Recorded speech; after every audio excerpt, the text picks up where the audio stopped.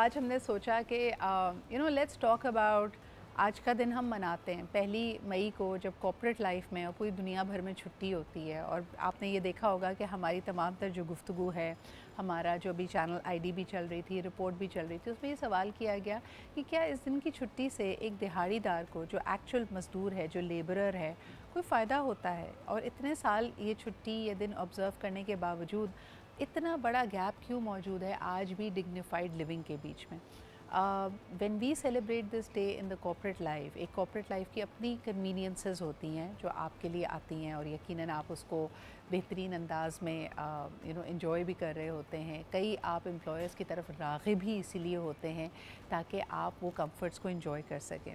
लेकिन किसी ने बड़ी अच्छी बात की थी when we were discussing the subject of entrepreneurship कि ये जो तनख्वाह की कंफर्ट है ना, वो आपको एक ऐसी जगह पे ले जाती है कि आप एडवेंचर्स या रिस्क या कोई भी बड़ा काम करने से कतराते हैं। So I want to start off by saying कि जितने बड़े बड़े एंटरप्रेन्योर्स हैं, उन्होंने किसी आइडिया से शुरू किया, तो कहीं ना कहीं शायद आपने ऐसी बहुत सारी रैग्स टू रिचेस वाली स्टोरीज़ देखी होंगी कि उनकी शुरुआत बहुत ही हम्बल थी। प्रॉबली वो एक कारपेंट्री से उन्होंने शुरू की, या कहीं मजदूरी करते थे, कहीं they was waiting tables at a restaurant, and Aahista Aahista आप आगे बढ़े। तो किसी भी मज़दूर में मुझे लगता है कि एंटरप्राइजिंग स्पिरिट बहुत ज़्यादा होता है।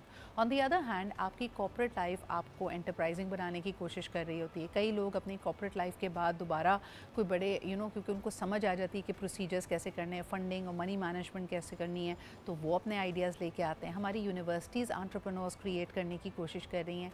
लेकिन क्या इस असल एंटरप्रेन्योर को एम्पावर और इनेबल करने के लिए हम कुछ कर रहे हैं? यानी क्या हम एक मज़दूर को एक बड़ा ख्वाब देखने की इजाज़त भी दे रहे हैं, उसको सपोर्ट भी कर रहे हैं कि आज अगर वो मेहनत मजबूरी करता है, दिहाड़ी कमाता है, कल को हो सकता है वो 4 लोगों की मुलाजमत का बायस बन जाए। जैसे आप एक मोटर मैकेनिक को देखें कि अपने साथ जब वो छोटू रख लेता है और आहिस्ता आहिस्ता वो करके अपनी दुकान बना लेता है, तो कभी कभार ये एक दुकान से दूसरी दुकान और तीसरी दुकान हो जाती है। लेकिन क्या ये मौका सबके पास मौजूद है? और अगर ऐसा करना है, स्मॉल एंड मीडियम टाइप, मैं इसको लेबरर नहीं कहूँगी, मैं इसको कहूँगी एक माइक्रो एंटरप्रेन्योर है, क्योंकि वो अपने एक फ़ोन के साथ और एक बाइक के साथ अपना कारोबार शुरू करता है। क्या हम इसको उस लेवल तक पहुंचा सकते हैं? आइए ज़रा इस पे बात करते हैं। इसमें कई चीज़ें आपके लिए ख़ुद एक मेंटल स्ट्रगल बनती है, ब्लॉकेज बनती है, चैलेंज बनती है। इस चैलेंज को कैसे ओवरकम किया जाए, और कहीं ना कहीं इसको कंपेयर करते हैं हमारे नौकरी पेशा तनख्वाहदार तबके से भी, जो कि मुझे लगता है कि कई लोग बिल्कुल सही कहते हैं कि वो एक ग्लोरीफाइड मज़दूर है। आइए बात यहीं से शुरू करते हैं। सबसे पहले अपने पैनल से आपको मुतारिफ़ कराती हूँ। हमारे साथ मौजूद हैं डॉक्टर वजिया रियाज़। बड़े दिनों से मुलाकात हो रही है, कैसी हैं Wajiha? Good morning to you. आप ही के साथ तशरीफ़ रखती हैं Muzna Ali, who is a very remarkable corporate trainer, corporate और HR और पर्सनल डेवलपमेंट की दुनिया से वाबस्ता हैं। Thank you Muzna for being here. And last but definitely not the least, हमारे साथ अली मुमताज़ अली भुगियो मौजूद हैं, जो कि अगेन कॉर्पोरेट ट्रेनिंग और लर्निंग एंड डेवलपमेंट से आपका ताल्लुक़ है। अगर अली आपसे शुरुआत की जाए, क्या वाकई एक नौकरी पेशा इंसान एक ग्लोरीफाइड मज़दूर है? आपको और मुझे आज 1 मई को यहाँ पे देखकर तो ये अंदाज़ा हो रहा है, लेकिन इसके अलावा भी बताइए। Thank you. पहले तो सिद्रा, बहुत अरसे बाद दोबारा आपके शो में आए। देखिए, एक मीडिया पर्सन के लिए तो ये मजदूरी है, क्योंकि मैं भी न्यूज़ एंकर रहा हूँ, तो मुझे अंदाज़ा है कि शायद 1 मई को मीडिया के लोगों की तो छुट्टी नहीं होती होगी, तो वो आप लोग तो न्यूज़ रूम भी भरा हुआ न्यूज़ है, रूम भरा हुआ है, तो hats off to all those media persons. पहले तो हम ये बात कर लें। दूसरा, I agree to this point because of the fact that जिस तरह कॉरपोरेशंस या इदारे आज चल रहे हैं, एक individual is focusing on the money he is getting और she is getting to run his और हर फैमिली। अब जब आप सिर्फ इस फाइनेंशियल एक एस्पेक्ट की बात करेंगे, तो हमें अंदाज़ा होगा कि ये तो वही मज़दूर भी कर रहा है जो एक दिहाड़ीदार मज़दूर है। यहाँ पे बात आती है ओनरशिप की, कि क्या आज का कॉरपोरेट, जिसको हम वाइट कॉलर कह लें, जिसको हम वो कॉरपोरेट लोग कह लें जो एक AC वाले ऑफिस में बैठ के बैक एंड के काम कर रहे हैं, क्या वो ओनरशिप ले रहे हैं उस काम की कि नहीं? ये एक इम्पॉर्टेंट एस्पेक्ट है फॉर एनी कॉरपोरेट प्रोफेशनल, क्योंकि if they are not taking the ownership of that job whatever they are doing, I think वो एक टिपिकल जॉब ही कर रहे हैं कि 9 बजे आना है, और 6 बजे बाय द वे जाना है। वो 9 to 5 का भी दौर खत्म हो गया है Sidra, it is 9 to 6 in our corporate world. If you are lucky, मुझे तो लगता है 24/7 का Yes, साइकिल yes, शुरू yes. हुआ So है in Karachi- आपके काम की वजह से, आपके इस व्हाट्सएप, यानी अल्लाह भला करे इसकी वजह से बड़ी नौकरी चलती है, लेकिन आप डिस्कनेक्ट ही नहीं कर पा रहे। और सवाल ये है कि जब वो मजदूरी वाला साइकिल है ना, मैंने एक बड़ी इंटरेस्टिंग चीज़ सुनी कि आप वायरिंग चेक करें, जो स्टिमुलाई आपको एनवायरनमेंट से मिल रहा है वजिया, वो सेम है। यानी एक बंदा जो अपना काम करता है वो भी दिन में शायद 18 घंटे काम कर रहा है क्योंकि उसने अपनी दुकान चलानी है, जो भी कारोबारी उसने इनिशिएटिव लिया उसको लेके चलना है, और दूसरी तरफ एक वो शख्स जो नौकरी पेशा है, किसी और के लिए काम कर रहा है, उसको भी 18 घंटे काम करने पड़ रहे हैं, लेकिन इसको वो काम लग रहा है क्योंकि वो किसी और की ख्वाब के साथ एक सपोर्ट कैरेक्टर बना हुआ है। जो शख्स खुद अपने लिए काम करता है ना, वो 18-20 घंटे उसके लिए मुश्किल नहीं होती, because he feels he is building a dream. Psychologically इसका क्या इम्पैक्ट है वजिया, मैं चाहूँगी आप प्लीज़ बताएं। अच्छा, सबसे पहले तो जब हम बात करते हैं ना कि देयर इज़ अ गैप, तो आजकल भी एक टर्म है बड़ा, हम कहते हैं जी एक होता है मजदूर और एक होता है कॉर्पोरेट मजदूर। अच्छा, दोनों का बर्नआउट सेम है। अगर आप देखें ना कि हमें लगता है कि जी डिवाइड बड़ा है, लेकिन ऐसा नहीं है।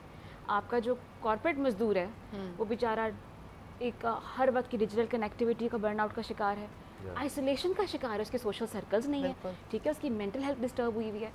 इसी तरह अगर आप ब्लू कॉलर की तरफ देखें तो उस बेचारे के पास वो एम्प्लॉयमेंट सस्टेनेबिलिटी नहीं है, क्योंकि उसकी वेजेस डिटर्मिन्ड नहीं है। जिस दिन उसकी दिहाड़ी नहीं लगेगी उस दिन उसके घर में चूल्हा नहीं जलेगा, ठीक है, क्योंकि उसकी लिविंग वेजेस नहीं है, वो जितना कमा रहा है उतना खा रहा है। अच्छा, मेंटल एक और चीज़ अगर मैं इजाफा करती चलूँ वजिया, आप यहाँ पे पॉइंट आउट कर रहे हैं सर्वाइवल फटीग। एग्जैक्टली, यानी एक मजदूर के लिए भी यह गम है कि भाई हो सकता है आज दिहाड़ी ना मिले, जो अपनी एजेंसी चला रहा है वो भी रोज़ हंटिंग कर रहा है, और जो तनख्वाहदार भी बैठा है उसको भी लगता है कि अब कोई जॉब सिक्योरिटी नहीं है, कल को ये मुझे फारिग कर सकते हैं। अब देखिए ना, एक सेल्स ऑफिसर है, वो उसको ये कहा जाता है कि तुम्हारी प्रमोशन या ग्रोथ तब होगी जब तुम कमीशन के ऊपर है। अब वो 6 साल एक ही जॉब पे है क्योंकि उसको वो pre determined set of commission वो शायद इकट्ठा नहीं कर पा रहा है। अच्छा, दूसरी तरफ ये है कि आपका जो मजदूर तबका है वो जितना कमारे लगा रहे, एक तो वो जो सर्वाइवल ऑफ द फिटेस्ट वाली चीज़ है, वो जो एक हमारी इंट्रा साइकिक कॉम्पिटिशन भी है, ठीक है, लोग लोअर वेजेस पे काम इसलिए करते हैं कि चलो नौकरी तो सही मिल तो गई, और वो फिर आपको एक लंबे अरसे तक एक लॉन्ग टर्म बेसिस पे आपको मेंटल स्ट्रेस दे रहा है। तो फटीक दोनों सेक्टर्स का, अगर हम वैसे बात करते हैं कि आपके जहन में थका हुआ इंसान है तो लोग कहेंगे मजदूर है, लेकिन अगर आप ये कहते हैं कि अगर आप एसी वाले कमरे में एसी वाले चाय मिल रही है, फिर भी आप थके हुए, इसका मैं एक और छोटी सी बात और ऐड करना चाहूँगी। हमारी सोसाइटल हायरार्की है एक, जो कि मिथ है कि कंफर्ट का मतलब ईज एंड ईज का मतलब no suffering. So when you are sitting in a comfortable office, that means you are very easy, आपके पास एक पियोन है चाय लेकर आ रहा है, आपका एसी चल रहा है, आप कैसे थक रहे हैं और आप फिजिकल मुशक्कत नहीं कर रहे। देखिए, मैं इसको आज की गुफ्तगू में ज़रूर लाना चाहती थी कि देखिए इस वक्त एक ब्लू कॉलर जॉब और एक वाइट कॉलर जॉब को सिर्फ और सिर्फ जो चीज़ मुनफरिद कर रही है, एक दूसरे से तफरीक कर रही है, एक जिस्मानी मुशक्क़त कर रहा है, यानी आप मज़दूर को ईंटें ऊपर ले जाता हुआ देख रहे होंगे, गर्मी में बाहर काम करता हुआ देख रहे होंगे, कोई फिज़िकल लेबर करता हुआ देख रहे होंगे। ऑन दी अदर हैंड जो आपका इस वक्त कॉर्पोरेट मजदूर है वो ज़्यादा मेंटल स्ट्रेस ले रहा है, सेरेब्रल काम कर रहा है, स्किल्स उसकी जो है वो अकाउंटेंसी है, लेकिन शायद उसकी थकन कई मामलात में ज़्यादा बढ़ गई है और उसकी अप्रिसिएशन भी नहीं है। और आप घर जाते हैं तो क्या कहते हैं, क्या ठंडे कमरे में ऑफिस में बैठ कर आते हो, तुम्हें क्या थकन है, जबकि एक मजदूर घर जाएगा तो उसके घर वाले कहेंगे हाँ भाई सुबह 9 से 5 दिहाड़ी लगा कर आया है, ईंटें उठाई हैं तो सो गया तो सो गया, और वो अगले दिन फ्रेश उठेगा तो दोबारा काम पर आ जाएगा। लेकिन एक कॉर्पोरेट मजदूर जो है रात 10 बजे तक ईमेल स्क्रॉल कर रहा है, उसको ये पता है कि सुबह मुझे एक मीटिंग है, मुझे कितने लोगों को इकट्ठा करना है, मुझे कितने लोगों को जवाब देना है, और उसका एक फिजिकल इम्प्लीकेशन आ रही है Muzna. So many people are suffering from cervical, यानी आपका सर्वाइकल का मसला हो रहा है बिकॉज आप झुककर काम कर रहे हैं, आपका पोस्चर ख़राब हो रहा है, आपकी कमर में दर्द, आपकी अपर बॉडी बेकार, और आप समझ रहे हैं कि यानी इसमें तो अब घर से भी नहीं निकलना पड़ा, मैं तो सिर्फ वीडियो कॉल्स ले रहा हूँ। Absolutely. What are you noticing around you? I think I first of all absolutely agree with the both of you and you as well कि it's exhausting mentally and because it's not visible तो इसीलिए इसकी कोई इतनी ज़्यादा हम इस पे इतनी discussion नहीं करें, although we have to agree that organizations are really working towards mental well-being and physical well-being and all of that, पर इसका जो stress है and you mentioned all of this and also migraine, migraine is a reason that you, when you feel like you're out of मुझे तो control. लगता है इसको migraine कहना ही नहीं चाहिए, इसको स्ट्रेस हेडेक कहना चाहिए. Absolutely, I think that's a better name. Because it's psychogenic. Because it is. So you know, बहुत ज़्यादा implications है उसके. I have suffered from all of this too at a point when I was a corporate employee. So I believe that there is need for a lot of awareness, and the conversations around flexibility are very valid conversations. और मैं एक और बात यहाँ पे कहना चाहूँगी, मुझे लगता है कि when I notice, ख़ास तौर पर पाकिस्तानी इन्वायरमेंट में, दो चीज़ें जो हमारे मेहनत कश मजदूर तबके को हमसे मुनफरिद और बेहतर बना रही हैं. नंबर 1 तवक्कुल. उनका वर्क लाइफ बैलेंस आपसे बहुत बेहतर है. वो नमाज का ब्रेक भी लेते हैं, वो सोने का ब्रेक भी लेते हैं, वो खाने का ब्रेक भी लेते हैं. कॉर्पोरेट मजदूर बेचारा अपने आप को एक मशीनी ज़िंदगी में डाल चुका है, जहाँ उसको समझता है कि मेरी जो फंक्शनैलिटी है, मेरी जो प्रोडक्टिविटी है, इसी से मैं यूज़फुल हूँ. And which is a very very dangerous road to be at. किसी ने कहा कि हैशटैग कॉर्पोरेट मजदूर आज तो हिट हो गया है, क्योंकि हम ज़रा बात ही उनकी कर रहे हैं. बाकी मजदूरों को मैं वाकई बार बार ये कहती हूँ कि उनका तवक्कुल आप देखें, वो अगर एक रेडी लगा के बैठा है खरबूजे की, तो उसको पता है बीच दोपहर में अभी कोई नहीं आ रहा लेने के लिए, उसने साथ में ही अपनी मंजी बिठाई, सो गया, थोड़ी देर सुस्ता लिया. अगर कोई खुदा ना खासा घर में इमरजेंसी हुई, शटर डाउन किया, पहुंच गया उधर. हमारे पास यानी जो कॉर्पोरेट मजदूर है बेचारा, उसके पास इतनी फ्लेक्सिबिलिटी भी नहीं है. फाइनेंशियल इंडिपेंडेंस जिसके पीछे आप भागते हैं, उस फाइनेंसेस के लिए आपको दिन रात मेहनत करनी पड़ती है.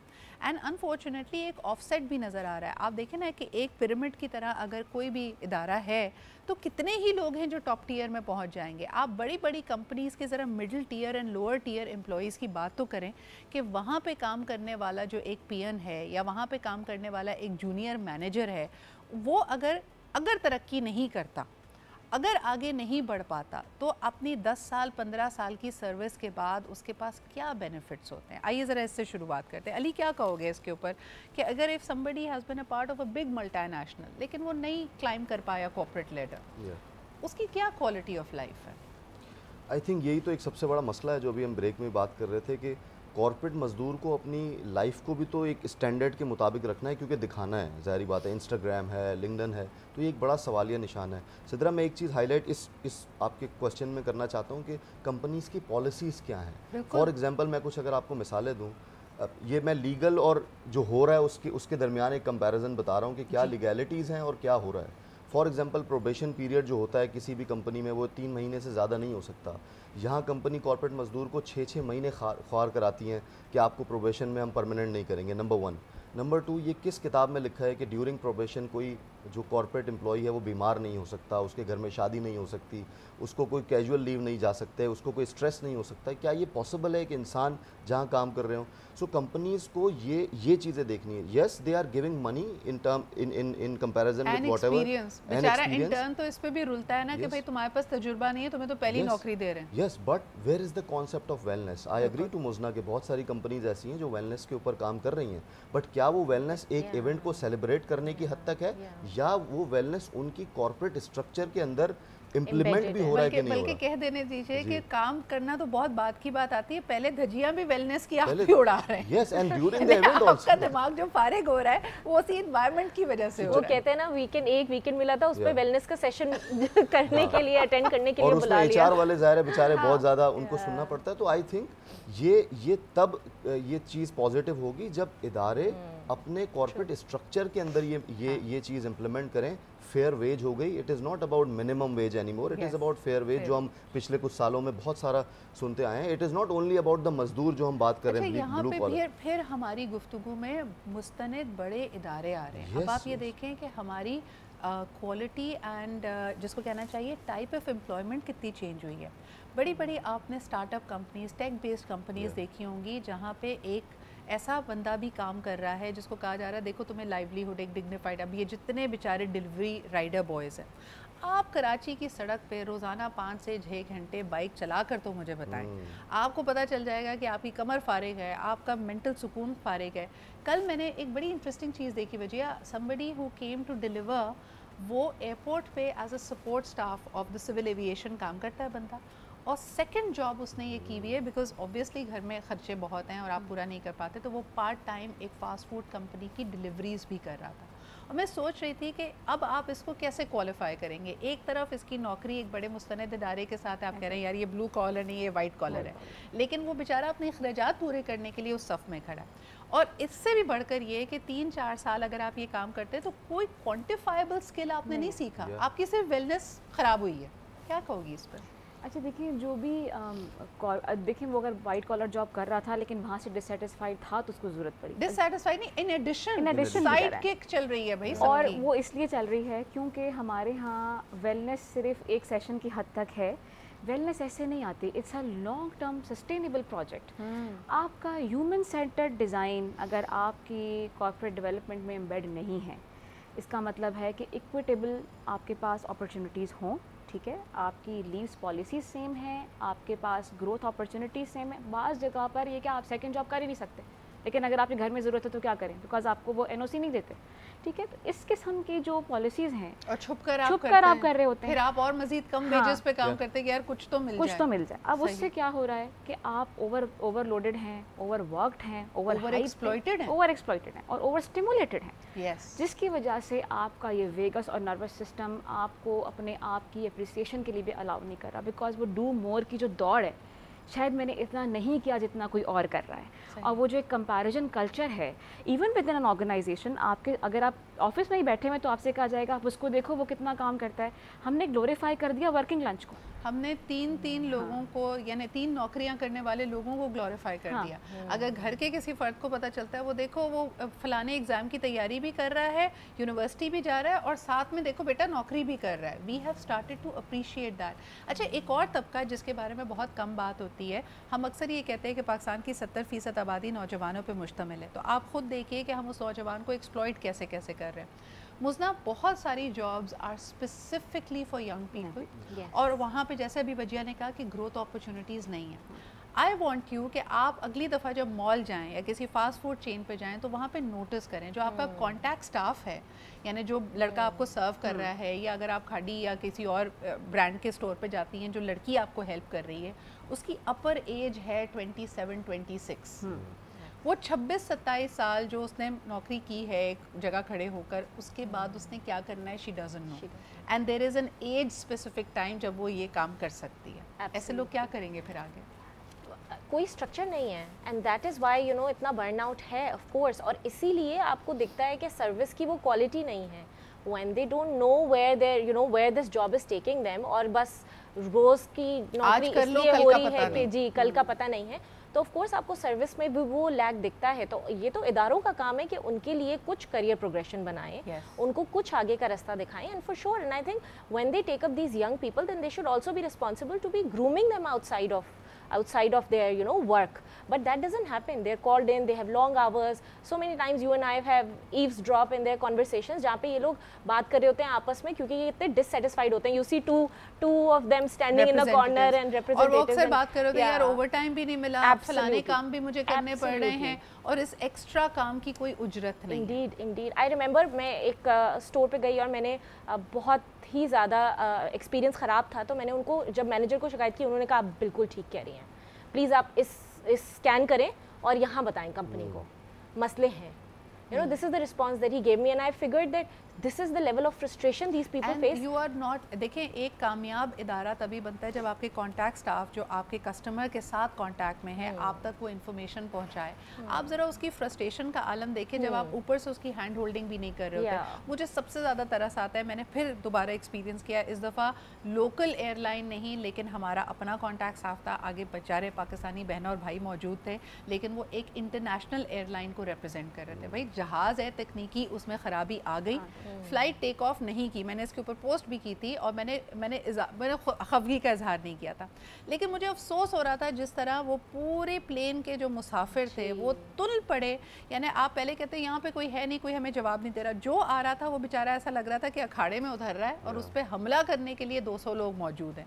ना आप उसके सुनने के रवादार थे, आपको फ़ौरन अपनी आसानी चाहिए थी, जो कि मैं समझ सकती हूँ कहीं पहुँचने की अगर आपको उछला तो, लेकिन हमें वो सिविक सेंस ही नहीं है। एक छोटा सा ब्रेक लेते हैं, वापस आके बात करेंगे कि जो कॉर्पोरेट मजदूर कॉन्टैक्ट स्टाफ है उसकी इज़्ज़त और ताज़ीम जो हम नहीं करते और उसके साथ जो बुरा रवैया हम इख्तियार करते हैं, ये उनके साथ कितनी बड़ी नाइंसाफ़ी। एक ऐसा माशरा जो आपकी वक़्त को, आपकी अहमियत को, आपके पेचेक से गर्दानता है। आप इमेजिन कर सकते हैं कि एक ब्लू कॉलर जॉब वर्कर या एक मज़दूर जो आप समझते हैं कि डिस्पेंसिबल है, और अभी हम थोड़ी देर पहले बात ये कह रहे थे कि अब तो हमें वो इंसान भी नहीं लगते, हमें वो सीनरी का हिस्सा लगते हैं कि जिनका काम ये है कि आपकी ज़िंदगी में कोई रुकावट ना आए और आप बड़ी आसानी से फ्लेक्सिबिलिटी के साथ अपने काम करते रहें।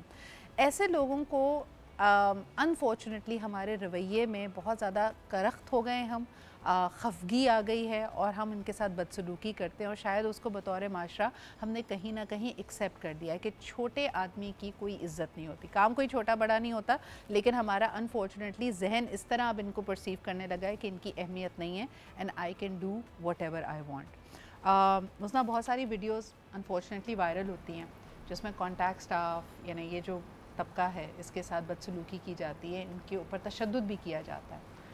Why have we accepted that as a society? Because as a society there is a huge flaw. जिसके पास पावर है वो अपने से कमतर को दबाएगा।